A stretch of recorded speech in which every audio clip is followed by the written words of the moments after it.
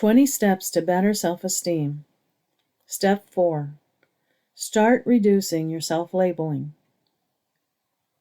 Once you have become more aware of your self-labeling and have a baseline to measure your progress, the next step is to start reducing your self-labeling.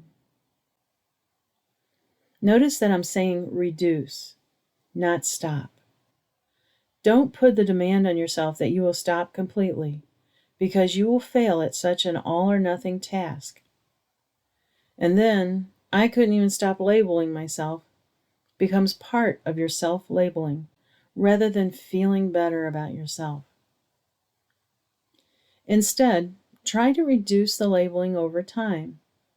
You can continue to keep account as you did in Step 3, and just record each day how many times you labeled yourself.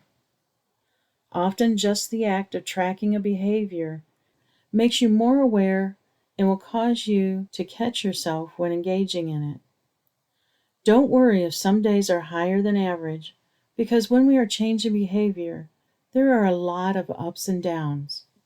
Progress isn't a simple straight line. It is similar to losing weight. If you weigh yourself every day, you are likely to be discouraged because of the fluctuations from day to day. But if you weigh once a week, you get a more accurate picture. So it is better to find your weekly average and see if it is reducing over time. Again, if you have trouble with this step, you can elicit help from those close to you. Of course, they are not able to hear the internal self-talk, but by bringing your attention to the external self-talk, you will also attend more to the internal negative labeling.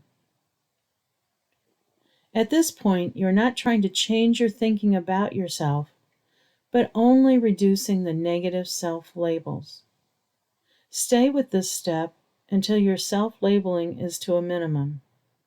That doesn't mean you won't engage in any self-labeling, because most of us do so at times. It just means to reduce it so that it is not a significant or noticeable part of your self-talk. Once you have done that, then you can take the next step of creating more positive self-talk.